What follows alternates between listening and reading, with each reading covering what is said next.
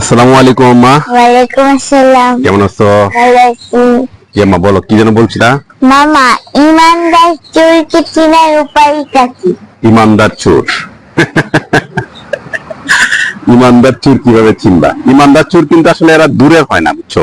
দূরে না, আসলে চোর তো চোরেই। হ্যাঁ, তুমি দেখবা ইমানদার চোর চিনার উপায়, ওরা দেখতে একটা নুরানি চেহারা হয়। একটা পুরুষ যদি চোরটা হয়, তার চেহারাটা খুব সুন্দর, এতটুকু লম্বা, মোটামুটি এতটুকু লম্বা দাড়ি থাকবে, মাথায় একটা গোল টুপি থাকবে, কপালে এখানে একটা মনে করে যে হ্যাঁ এখানে একটা দাগ পড়বে, হ্যাঁ নাকে এখানে দাগ পড়বে, উঠতে বসতে শুইতে খাইতে, হ্যাঁ যে কোনো জায়গায় সে কি করবে, তোমাকে এ করবে, মানে সুবহানাল্লাহ ইনশাআল্লাহ এগুলা করবে। মেহেদি লাগান দেয়। মেহেদির চুলে দাড়িতে মেহেদি থাকবে, যা ইমানের যা কিছু নবীর সুন্নত, যত নবীর সুন্নত যা আছে সব তার মধ্যে আছে। হ্যাঁ, তখন বিষয়টা হচ্ছে তোমার সাথে একটু এক্সট্রা প্রীতি দেখাবে, মানে ইসলাম যারা মূলত ইসলাম যারা প্রচার করে, মূলত আসল ইমানদার যে, সে কিন্তু তোকে তোমার ইসলাম নিয়ে তো ঘষাঘষি করবে না। সে তোমাকে কখনো মানে রিকোয়েস্ট করবে না, তোমাকে জাস্ট অর্ডার করবে, তোমাকে জানাবে, তোমার মন চাইলে তুমি করবা, না করলে নাই। যে দেখবে ইমানদার চুর, কোন একটা স্বার্থ আছে, কোন একটা দান্দা আছে, কোন একটা খেপ মারবে, কোন একটা ব্যাপার আছে, সে দেখবে তোমার সাথে ভালো একটা মোছামুছি শুরু করবে। যেমন ধরো তুমি তার সাথে তুমি তাবলিগে গেছো, অথবা নামাজে গেছো, নামাজ পড়তে গেছো, হ্যাঁ নামাজ পড়তে গেছো, যাওয়ার পরে তুমি হঠাৎ করে ভুল করে তুমি মনে করে এই মোবাইলটা রেখে চলে আসছো, হ্যাঁ মোবাইলটা রেখে তুমি চলে আসছো, একটু পরে বলবা যে হুজুর এখানে আমার মোবাইলটা ছিল, অথবা ভাই আমার মোবাইলটা ছিল, মোবাইলটা না না আমি তো দেখি নাই। ঠিক আছে, তা মনে করো যে তোমার এখানে একটা হোটেলে খাইতে বসছো, হ্যাঁ তুমি খাইতে বসছো, এ করে তোমাকে বুলায় বালায় মনে করো যে হ্যাঁ তোমার কাছে যাবে, তোমার কাছে সুন্দর করে ইসলাম শরীয়ত মধ্যে খাওয়া দাওয়া করবে, নবীর মানুষকে খাওয়ালে সোয়াব হয়, এই হয় সে হয়, হ্যাঁ আর চলেন খাই সে খাওয়াবে, বিল না দেশে চলে যাবে, এবং সাথে যদি কোনো কিছু সামনে থাকে এটা নিয়ে সে চলে যাবে। ঠিক আছে, তারপর ধরো ইমানদার চুরটা সবচেয়ে ইম্পর্টেন্ট যে সুরের ব্যাপারটা, হ্যাঁ তোমাকে ধোঁকা দিবে আর কি, যে কোনো ব্যাপারে তোমাকে ধোঁকা দিবে। তোমার ইসলাম মনে করে যে কোনো জিনিস তোমার, হ্যাঁ মনে করো টাকা হইতে পারে, মোবাইল হইতে পারে, যে কোনো জিনিস, টাকা মোবাইল জামা, অথবা তুমি একটা বিপদে পড়লা, করতে পারলা, তখন তুমি তাকে পারবা না। টাকা তুমি তাকে মনে করো হঠাৎ করে তোমার এখানে টাকাটাকে গন্তে দিছ। ইমানদার চুর যারা, ইমানদার তো মানে বলতেছি ইমানদার চুর যারা, সে কথায় কথায় সুযোগ পাইলে কথায় কথায় সে মিথ্যা কথা বলবে, এবং হিসাবে সবসময় গরমিল লাগাবে। হ্যাঁ, কথায় যে কোনো ব্যাপারে সে সুবহানাল্লাহ ইনশাআল্লাহ বলবে, মানে মিথ্যা কথা বলার পরও সে ইনশাআল্লাহ বলবে। সে মনে করো তোমার কাছে একটা জিনিসে 2000 টাকা সে লাভ করছো, তো 2000 টাকা তুমি তাকে দিয়ে দিছো যে তুমি এই কাজটা, তুমি এই জিনিসটা কিনে নিয়ে আসো, অথবা তুমি এই জিনিসটা নিয়ে আসো। জিনিসটা কিনতে তোমার 1500 টাকা লাগছে, অথবা 1400 টাকা লাগছে, সে কি করবে, সে আরো 200 টাকা বিল করবে, 2200 টাকা লাগছে, উল্টা তোমার কাছে আরো 200 টাকা নিবে।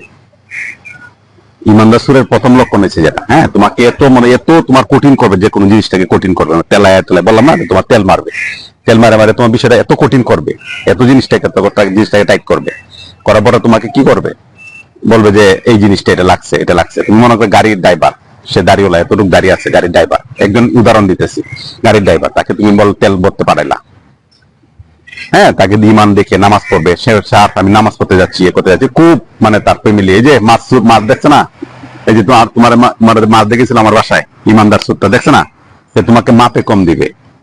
হ্যাঁ, প্রথম যে বিষয়টা তোমার মাপে কম দিবে।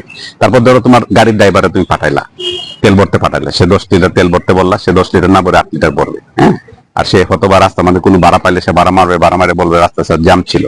হ্যাঁ, মানে এটা হচ্ছে ইমানদার চোর, মানে ওরা তোমার খুব বিশ্বস্ত, তোমার কাছের লোক। যেমন ধরো তুমি মাছ কিনছো, গাড়ি কতটুকু লম্বা, তার এতটুকু লম্বা, নাম্বার কিনা, সে কি করছে, তার ছেলে কোরআনে হাফেজ, সে মাদ্রাসায় পড়ে, সে এরকম টাকা দিলে সওয়াব হবে, এই হবে সেই হবে, অনেক কিছু সে তোমাকে বলছে কিনা।